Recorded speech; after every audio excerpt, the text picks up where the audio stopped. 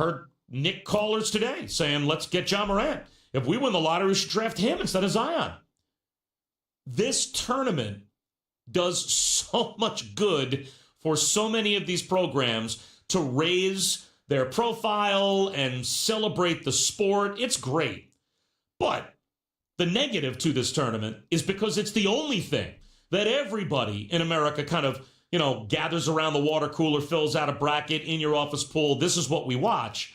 We have a tendency to vastly overrate the results that March Madness produces. So as great as the NCAA tournament is, it is the single worst way to determine a champion in any sport if you want an authentic champion. How many World Series would the Yankees have won throughout baseball history if every series they played immediately was advanced to Game 7? How many championships would the Golden State Warriors right now have if every playoff series they had immediately advanced to Game 7? The only other sport that plays an automatic one and done as part of their playoffs is football, and you have no choice but to play it that way in football. And every year there is kind of an eye-opening upset in the NFL playoffs, college football as well, because it's automatically Game 7.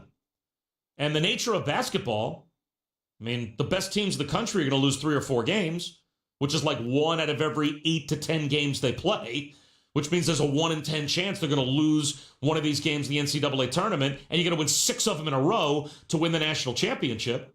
If all of the playoffs and all the other sports were immediately advanced to Game 7, you'd have radically different opinions of players and teams and coaches than you have that have won championship after championship, because they've got the much larger sample size of home court advantage in 7-game series to prove themselves.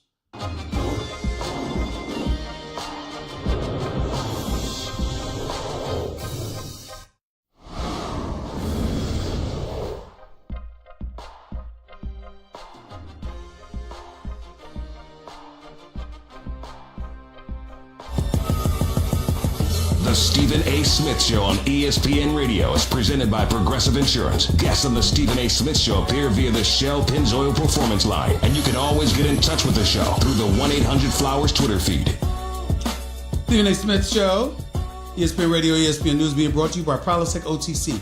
Kick your acid habit with Prilosec OTC. Plus, ESPN Radio is presented by Progressive Insurance, making it easy to bundle your home and your car insurance.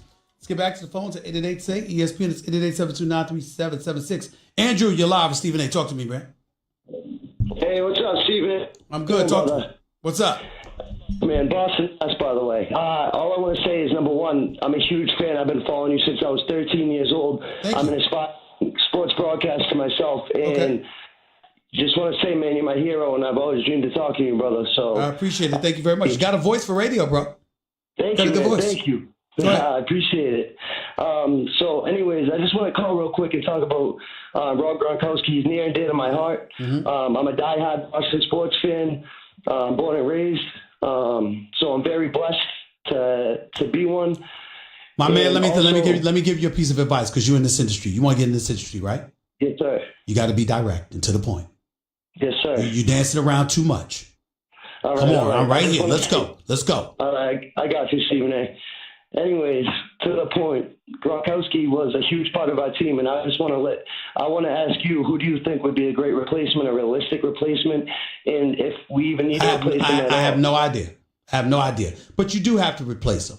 This is a team whose success has been predicated on utilizing their tight ends. Once upon a time, you were fantasizing because you had Gronkowski along with Hernandez. And so you were looking at it from that perspective. And obviously, when you got Brady and you want to get rid of that ball inside of 2 seconds, because you got a quarterback that's over 40 years of age, Gronkowski assisted tremendously in that, along with the Amendolas and Edelmans of the world and what have you. In the past, that's no longer the case outside of Edelman. So because of it, you got to figure out a way to offset that. And I don't know how you do it yet. I don't know the answer to that question. Absolutely. And I think it all depends. Honestly, you could put anyone on there and we would be good. So, like, for example, you got tight ends right now showing up on the screen. Steven Anderson, Matt Lacoste, Jacob Hollister, Ryan Izzo. Really? I mean, think about it. Come on. We got Ian Belichick. Yo, we don't know. Listen, Belichick can't play for you. Belichick can schematically, he's brilliant. But Belichick can't block for you. He can't catch for you. He can't run routes for you. You got to do that on your own. But I appreciate the call, Andrew. Thank you so much for the call. Call back anytime, buddy. Thanks a lot. Let's go to John. You're live with Stephen A. What's up, John? Hey, Stephen A. How you feeling? Love the show. Thank you, bro. Go ahead. Talk to me. Hey, listen, last time when you talk about the Mets, you have to understand the Mets are a big market team that spends money like a small market team. Syndergaard is Hold on. Excuse me. Right There's no lack of understanding. Anything that I was lacking in understanding about the New York Mets, all you got to do is listen to my man Don Juan LaGreca on Michael K. Show. You'll know everything you know about it because he's the only one willing to talk about the Mets. Nobody else wants to even talk about it.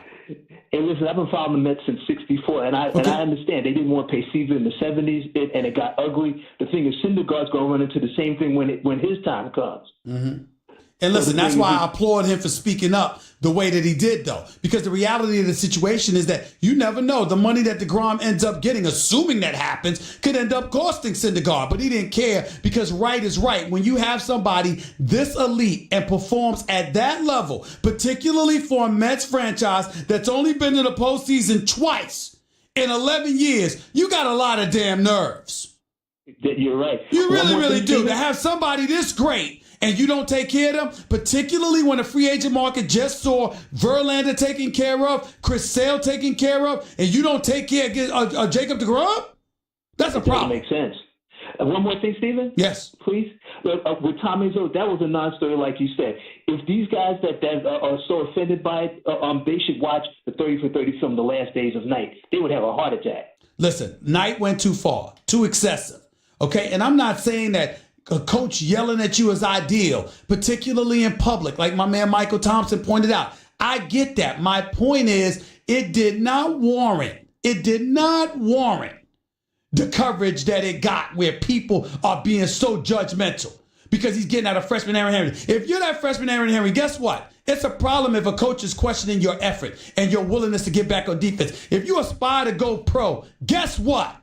If I got to question your effort 33 to 35 games of a season, what the hell are you going to do on the NBA level when you got 82 games plus you getting paid? What are you going to do then?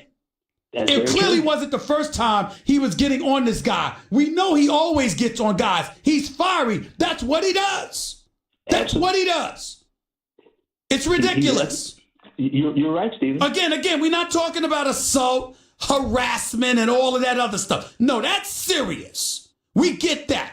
I'm talking about how soft our society has become. And you know what I call it? I call it the Oprah-fied society. I call it Oprah-fied. You understand? In other words, there's always an explanation. Oh, we've got to invent. And I love me Oprah. She's a goddess. She's the queen. But my goodness, when I talk, because Gayle King's a friend of mine, and these are the kind of things I say, you got to be kidding me. I mean, everything's a federal case. We've got to investigate and we've got to figure this out and we've got to psychoanalyze everything because, oh my God, why do we have to do that? Stop. It's sports. It's sports. Coaches yell.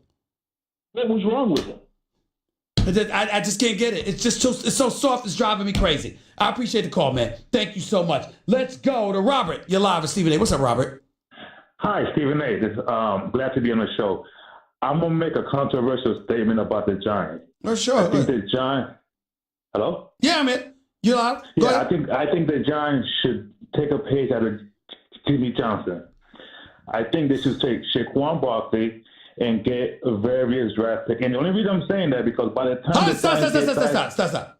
Are you saying that the New York Giants should trade Saquon Barkley? Look, I'm a hard Saquon Barkley fan. I vouch for him for the Giants to draft him. But I'm saying by the time the Giants get back to that level again, he's going to be used up because most running back lasts for 5 years. So you are saying they should trade Saquon Barkley? Jimmy Johnson did that. So you are saying this is a yes or no answer? You are saying yes or no? Are you saying that they should trade Saquon Barkley? For various, and you could get Have a nice day. Bye. I'm not listening to you. First of all, I'm not listening to you for a couple of reasons. Number one, that's idiotic. Number two, you don't get to avoid answering my question. I asked you a direct yes or no question. It would have continued had you answered my question, but you didn't. You tried to be evasive. Okay? Not happening. Sorry. Goodbye. Let's go to Willie. You're live with Stephen A. What's up? What up, Stephen A? Love the show, man. You're absolutely right on the Tim Izzo thing. It's a travesty what's going on with that. I heard the last caller talking about trading Saquon Barkley. That is totally moronic. My concern, though, with the Giants, I'm a Raider fan, so I kind of understand what the fans are going through. Raider fan, huh? Go ahead. Yeah. Go ahead. I understand what the fans are going through in New York, but Eli clearly is at the end of his rope. But check this out. You know what makes me laugh, Willie? He at the end of his rope, right? That's what you're saying, right? Right. He's missed the playoffs 6 times in the last 7 years. When did he get to the end? He's missed the playoffs 6 times in the last 7 years. It's been more than a few years, Stephen A. I agree with you. But there's the thing with that, though. I think if they somehow would be idiotic enough to trade Saquon Barkley and pass on Dwayne Harris, what are you telling your fans? Oh, just stop. I thought about that. I'm glad you brought that up. Let me throw this by you because it's important. I agree with you on its face because what they say about Haskins, he seems to be that dude, right? Right. But here's the deal. The Giants have the number 6 pick and they get this kid Metcalf, this wide receiver, Metcalf.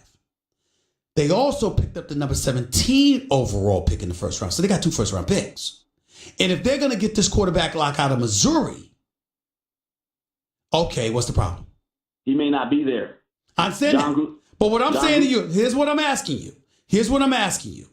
Tell me what would be wrong if the Giants grafted a quarterback other than Haskins and also got the guy out of Missouri.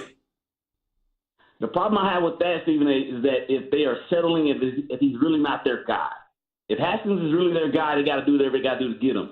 If they don't get Haskins... Listen. Drew Lock ain't Haskins. Had 28 touchdowns, completed nearly 63% of his passes.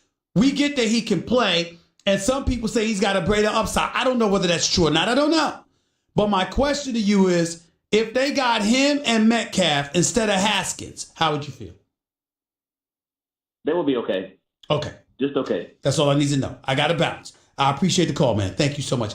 888-SAY ESPN. You're listening live to Stephen A. ESPN Radio, ESPN News. As the new season gets underway, the TuneIn app has every baseball fan covered from opening day to the World Series.